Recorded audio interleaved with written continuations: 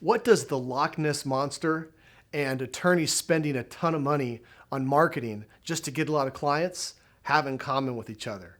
That's right, they're both myths. And that's what I'm going to be talking about today is what is the biggest myth with attorney marketing?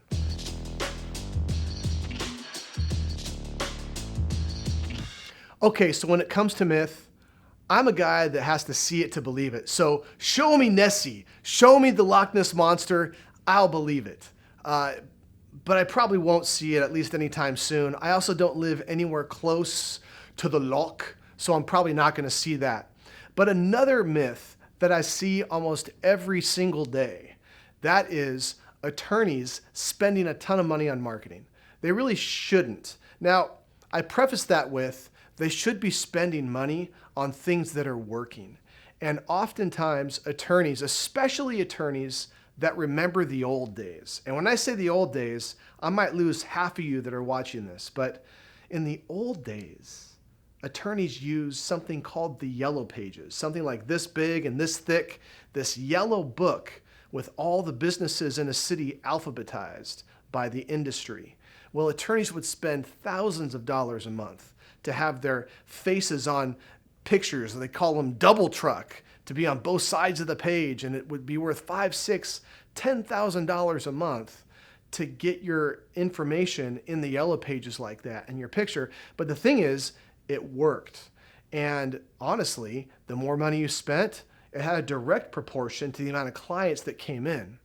What's happened though is that as digital marketing has gained prominence, a lot of these sales channels and marketing channels have fragmented. So having all your money in one or two channels, it only can work so far. And so this is what we see all the time with attorneys that we end up working with, is that many of them are spending $10,000, $20,000, $30,000 like just with Google Ads, but they haven't looked at any other channels on how to acquire clients. And that is where we start with in helping attorneys really kind of bursting this myth that you have to spend more money to get more clients. So where should attorneys put their money? Well, instead of putting all of it into one or two advertising channels, the obvious answer is in SEO, or search engine optimization. Now, that probably sounds like common sense. Most attorneys know they should be investing in SEO, but therein lies the issue. The average attorney is spending $4,000 or $5,000 a month on SEO. Some of them are spending over $20,000 a month getting high quality backlinks and guest blog posts, which all result in a much higher ranking on Google. But here's the issue. There's so many attorneys out there that look at SEO as, well, if I spend a lot of money there, I'm not going to see a lot from that in a long time, versus if I put the same money in Google, I'm going to keep getting calls and things like that. Of course, on the surface, that makes sense. But we all know Google, you're going to lease space. With Google Ads, you lease space at the top of a Google search result. But with SEO, you're actually earning that space so that you could stay on page one. So what this video is about, it's not about spending $15,000, $20,000 on SEO, but it is how do you have a very refined SEO campaign that's going to get you clients much cheaper than what you're spending with Google. So if you like wasting money, keep spending 15, 20 grand a month in SEO. But a lot of our clients are spending a fraction of that, and they're getting similar results. And so I want to cover the 3 top things that we're doing right now with these clients to get results. So the first one is focusing on long-tail keywords. Now, what does that really mean? Well, it'd be great if your website appeared for personal injury attorney Los Angeles, assuming you're based in Los Angeles. Well, that is one of the most competitive search terms in Los Angeles County. You could spend 2.5 years going after that to appear on page one, and you might not totally get there. So why even start? Instead, you could go after more long-tail keywords. Best dog bite lawyer, Los Angeles. Sure, there's going to be a lot less searches for best dog bite lawyer in Los Angeles, but that's a much shorter mountain to climb, and you could get up to page one very quickly, focusing on long tail keywords.